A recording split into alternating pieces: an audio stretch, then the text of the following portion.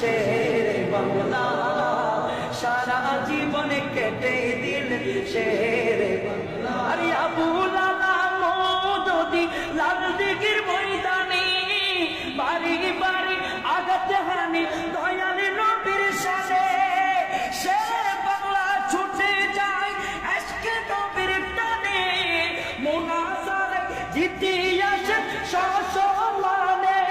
আরে সুন্নি জনতা হও না একতা, সুন্নি জনতা হও না একতা, ঐক্য হওয়ার ডাক দিয়েছে শেরে বাংলা।